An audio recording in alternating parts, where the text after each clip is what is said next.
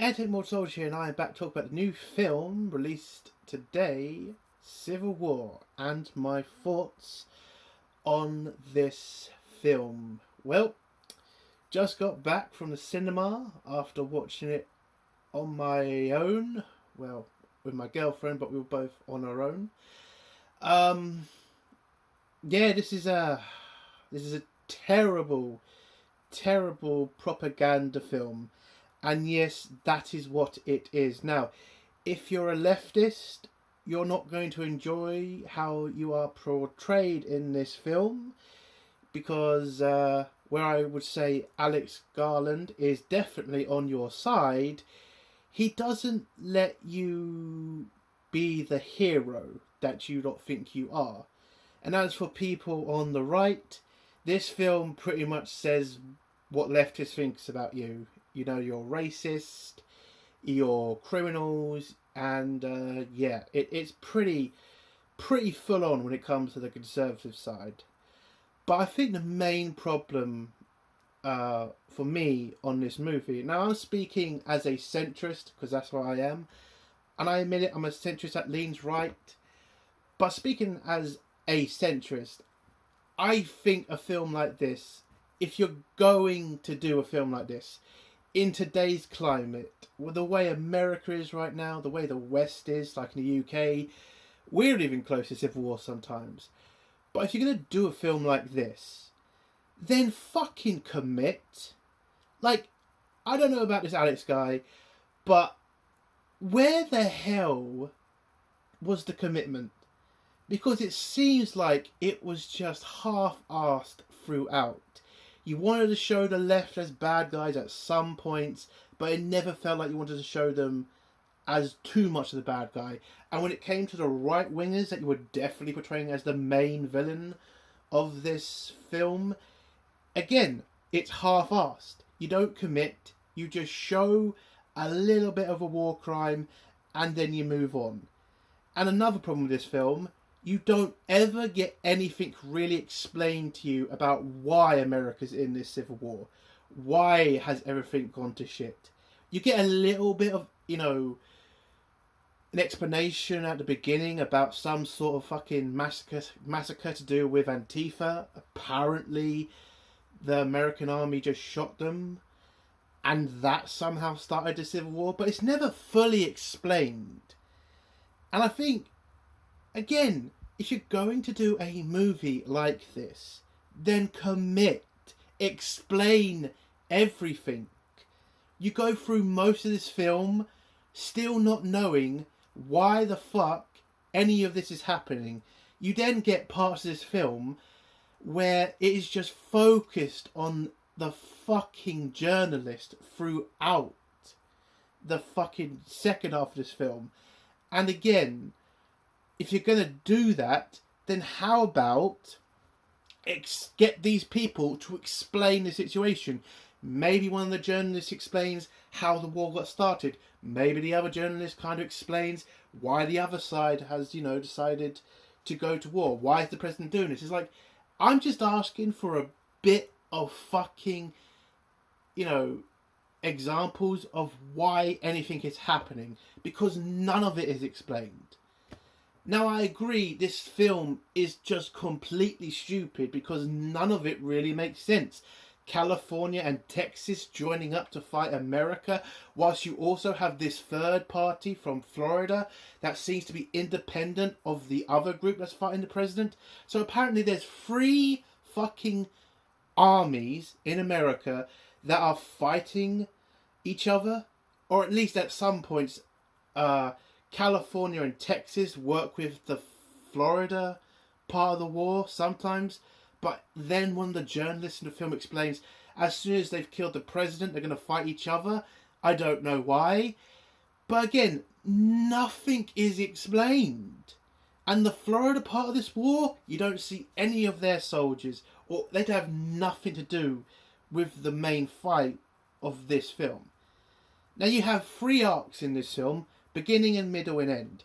The beginning of the film, nothing is explained to you. You get a little bit of explanations of who the people are on the main cast. Lucy, Joel, Well, it's Dave and what's the other guy? Sammy and Jesse. They explain who they are, they explain they're journalists, blah, blah, blah, blah, blah. Okay, that's the first part. So we get all the explanations of who they are and what they do, which is fine. But in the second act, they literally just drive through America, bump into a couple of people on both sides, which, by the way, in this fucking film, it is so fucking obvious that they want to make the left out to be the good guys, because every time they bump into the left, they seem to be friendly to the journalists, so happy to see them, will let them even come on missions with them, absolutely fine. But when they bump into the right, they just want to be, the right just want to kill them for being journalists or something. Because there's this really ridiculously over, like, monstrous scene to do with a pit of bodies. And you know that scene with the guy with the glasses and the rifle, and he asked the question about what type of Americans you are? Like, that scene is obviously some conservatives who don't like non-white people. And by the way, in this film, every soldier fighting for the president, except for his Secret Service, is a white guy. Everybody, or at least on the other side with the Western Alliance, that seems to be a multicultural force. Again, it is so fucking obvious what this film is trying to tell you. And then we come to the third act. And that is literally the progressive left's wet dream if Donald Trump was to become president again. That is literally their wet dream. Because everything in that part of the fucking film, which I would say is the best part of the fucking film, because it's the only one with major action into it. And by the way, I would say if this was a TV film, I would say those battle scenes were okay. But this is supposed to be a fucking movie. Those action scenes were fucking boring and mid at best. And yeah, at the end, what the left want to do to Trump is what happened to the guy at the end. It is a joke. And let's talk about the president. Let's talk about the president played by, what's his name? Nick Offerman or whatever. Yeah, he's playing Trump. He's playing Donald Trump. Okay? The beginning of the fucking film, he says this is the greatest victory ever in humankind. He was trying to make things more important than they are. And come on, who the fuck does that sound like to you? That is obviously a Trump fucking character. So, yes, this film is made for the left. But I think the studios got kind of worried that it was going to be too obvious that this film was made for the progressive left. So they've cut a lot of scenes out of this film. And you can kind of tell at certain points that there was more dialogue that was supposed to be talked about. And there was more explanations of the situation. And I think the studio got involved and got rid of those scenes because they didn't want to make it seem like this is a film against conservatives. But it just is. I mean, it just is a film against conservatives. And I've seen, the talk on Twitter about this and YouTube from the left side, and they're just angry at this film because, one, it doesn't go hard enough on the right, and two, it shows the left will also do war crimes. But I will say this to the left: the war crimes that get shown in this film don't come near to the war crimes that are committed apparently by the right. So I would say you got pretty easy. You got treated very nicely in this film, okay? You really did. But if you're a person on the right, this film is completely against you. It definitely doesn't like you, and it definitely thinks you're evil. And, yeah. But for me, the biggest problem with this film, which isn't just the fact the guy, Alex Garland, does not commit to doing what he wants to do, which is just say the right wing is evil. It's just the fact it's boring. Like, the majority of this film is just driving through America whilst you see a bunch of journalists talk to each other. That's it. The combat is barely in the film. By the way, it's a film about civil war, and there's barely any war in it. And it just doesn't really go anywhere. And the actors and actresses who are playing the characters, I get they're trying, but again, it just feels half-assed again. So, yeah, for me, I'm just going to give this film out of 10. I would give it a 3. Because the combat at the end, it was okay. I think that's okay. If you like a shootout in a film, you'll enjoy those scenes for what they are. Yeah, it's a 3 out of 10. But other than that, will I watch this film ever again? No. It just feels like this film was just made for a certain time. Would I think the left in Hollywood thought they could get away with this type of film and get all the praise from the left, and then the studios got involved and pretty much cut this film down to nothing, and yeah, so nobody wins in this film. So if you're on the right, you're not going to like this film, and if you're on the left, you're not going to like this film either. This film is just, it's just nothing. It's just, there's nothing really good about this film, and just too much of this film you can literally just say is useless and boring to watch. So let's get to the spoilers now. If you don't want to hear spoilers, leave in 3, 2, 1. So this film starts off with the president trying to do a speech to America, saying that he had a great victory and that he's going to start his 3rd term on a high or something. You know, okay. We then go meet up with a journalist called Lee. She is a well-known journalist who's taking pictures of the American Civil War. We see this water truck that's being protected by the police, and you've got crowds of people trying to get to it because they have no access to water because of the Civil War, and they're just having a fight with the police. And then from nowhere, apparently an airstrike happened at the water tank, killing most of the people around the truck and injuring a couple of the journalists around the truck. Now, my problem with this scene is they don't have enough power for the water system in their city, but they have enough power for Wi-Fi and all the other electrics in the area.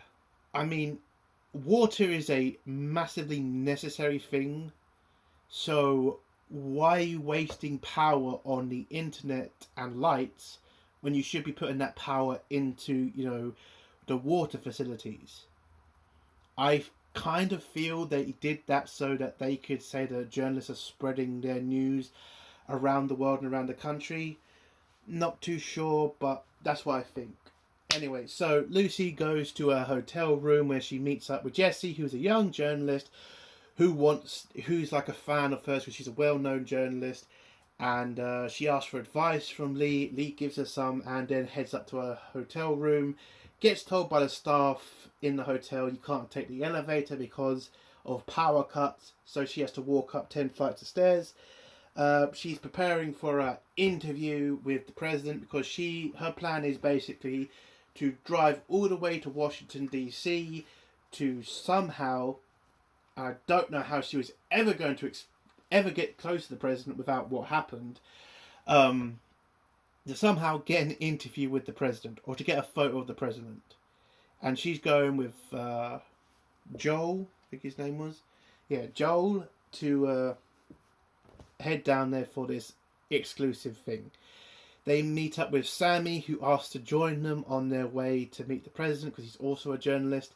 And Jessie also joins them, which pisses off Lee because she's worried that this young girl is going to get injured because she wants to be a war journalist, whatever. So they all get into a car that says press on it, drive around. They get near this gas station. They see the locals there, all armed. They tell them they don't have any gas for them, but Lee then tells them they have Canadian dollars. And apparently in this world, Canadian dollars are more than American dollars. I mean, if again, I've had American dollars and Canadian dollars. I mean, okay, it was kind of funny that because that's just never happened. I mean, if you were going to pick between Canadian dollars or American dollars, you'd pick Canadian dollars. But I would say I would always choose British pounds because that's better than both. Anyway, so she offers them 600 Canadian dollars. They agree. Whilst they're filling up, Jessie goes to take pictures or something. Well, she just goes to look around. One of the guys follows her down round the building, where she comes upon these two guys who are being strung up for being looters, and the guy is explaining to both Jessie and Lee, because Lee also followed her down to make sure nothing happened to her, and he tells them what they've done and how he knew one of them from school, and he gives Jessie the choice because apparently the guys don't know what to do with these looters, so they decided to string them up until they decide. So he gives her the option to, tell them what to do, which is, do you want us to kill them or do you want us to let them go? Jessie kind of freezes because this has never happened to her before, and it's kind of a very weird situation. And Lee just takes pictures and gets the guy to stand in the centre to make a good op for the photo. Then they leave, and Jessie has a bit of an emotional breakdown because she froze in an important time where she wanted to take pictures because she wants to be taken seriously as a real journalist. Okay, so we get to the second part of the film, which is again them driving through a bunch of places. They come across this Christmas themed place and then get attacked by a sniper, where they bump into the blue-haired and green-haired sniper team, which are hunting down this sniper in a building. When Joel asks who's shooting at them, the progressive sniper team tell them they don't know, they got shot at, so they're shooting back. And this scene doesn't really make sense. So you got a sniper team that's apparently just come across some random sniper. Nobody knows what's going on. It's just a free-for-all at this point in this fight. And then the progressive sniper team shoot the sniper dead, and that's the end of that. Nothing really happens with these two. You see them for about 5 minutes, and then they're gone out of the film. The next scene is the team moving through some deserted town, and they stay up there for a little bit. They see a battle in the distance where Joel wants to head off and take photos of it because he's a journalist. He wants to get all this material for his website, I think. And Lee says no, not until tomorrow. So we get to tomorrow. They join up with the Western Alliance troops because they're not in uniform at this point. They're wearing a bunch of weird clothes and having a fight with government forces, which is the president's forces. And it's a short fight scene between the two groups, and the president's forces just get overwhelmed. And the final part of this scene is the progressives on the left committing a war crime, which is killing unarmed soldiers that have surrendered. So I think that's something the left have had a big problem with, at least the stuff I've seen, thinking that they would never do that. They would never commit a war crime like that. Okay, so yeah. They take pictures of the war crime and then head off. They then, whilst they're driving down a couple of lanes, Joel, they get chased by this mysterious 4x4, and it turns out to be Joel's friend, who he told about their journey to Washington to get pictures of the president. And they get this scene where one of the guys jumps into their car and Jessie jumps into the other car. They drive off fast, And then whilst Lee has to try to catch up to them because she's worried about Jesse and what's happening with her in the other vehicle, they then find the other vehicle abandoned. Then when they go out looking for Jesse and the other guy, it looks like they've been captured by some mysterious figures. These turn out to be the president's soldiers who are committing a massive war crime by burying a bunch of civilians that they've murdered in unmarked graves.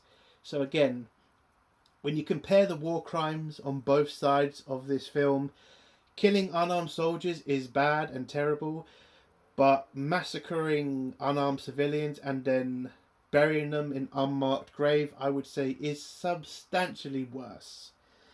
And this guy with the red glasses, I know he's a famous actor because he does all these like racist roles or something. I don't know.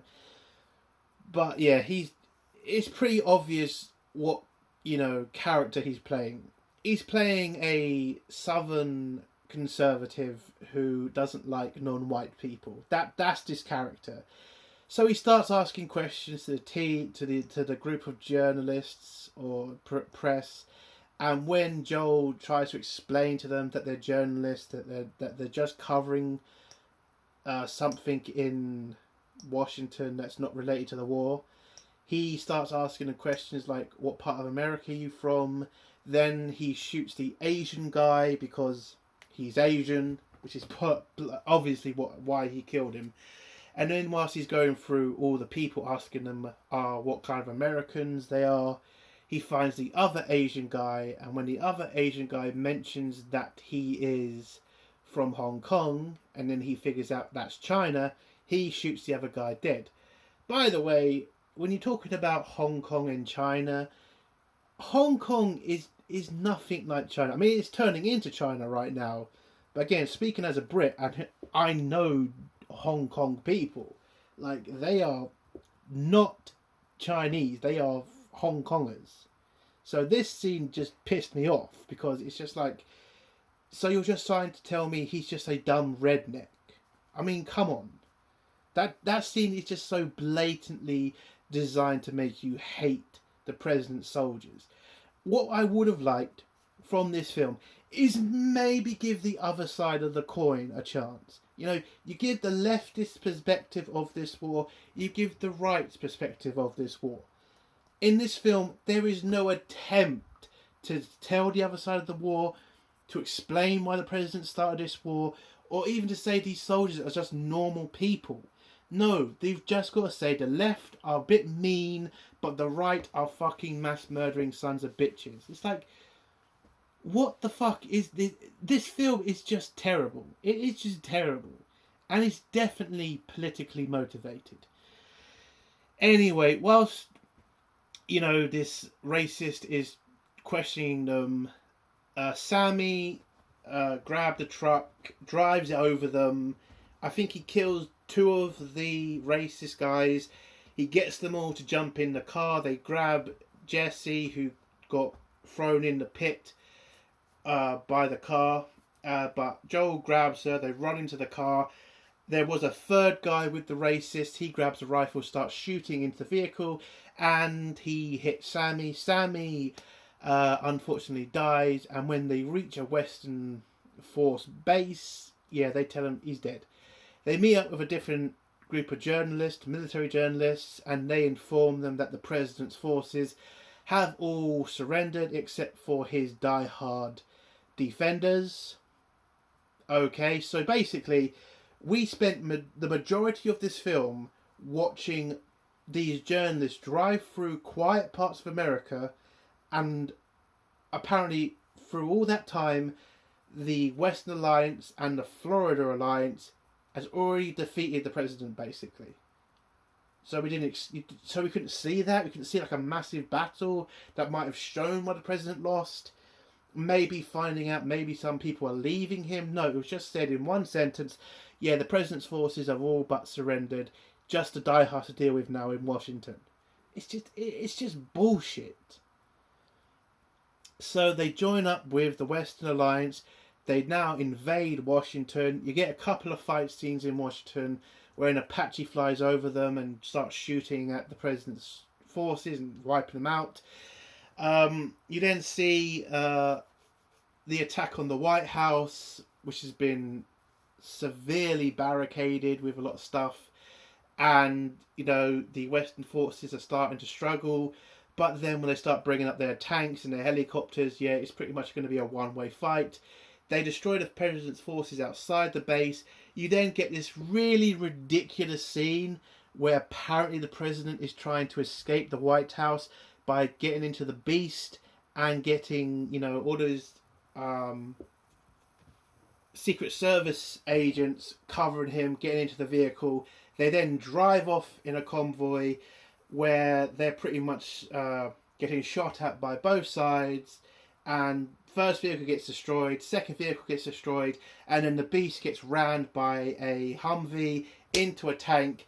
And then when the people inside the vehicle try to surrender, the Western forces just slaughter them, not taking prisoners again. Again, that's pretty much the worst you get from the fucking left in this film. They just kill people who try to surrender. Again, not great, but when you compare it to slaughtering civilians, it's not the same bad, if you get what I mean. So the president's forces outside the White House have been pretty much massacred, and they start entering the building. Well, first the press entered the building first, and then you had the military coming up behind them. Then they tell them not to get in the way. You then get the fights in the White House, room to room fighting, where a couple of Secret Service are just, so damn diehard fans of the president, they're just willing to give up their lives for a doomed situation. It just felt so stupid at this point.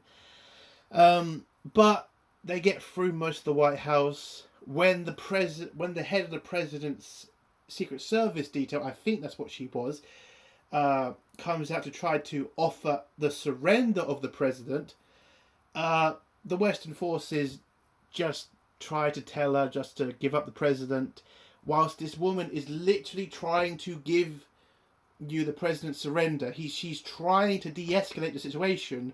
What did the Western forces do? They just shoot her dead. Just shoot her dead for no reason. Like, she was not a threat. She'd already told you they are willing to surrender. They are just asking for a safe place to do it. You didn't need to do any of what happened next. That was unnecessary and ridiculous. So they murder her, run through the rest of the White House with what's left of the president's Secret Service. Then they enter the president's Oval Office. That's what it's called, isn't it? And then you find the president under his desk crying like a little bitch when the Western soldiers pull his ass out, put a bunch of rifles to his head, and then I forgot to mention, Lucy gets shot by saving Jesse, who jumped in the middle of a firefight and jumped in the middle of a room where a Secret Service agent comes out and fires a couple of rounds. Lucy jumps in front, pushes Jesse down, and she just takes the bullets. That gets her killed, blah, blah, blah, blah, blah. Back with the president, this is just obviously the left's wet dream when it comes to Trump.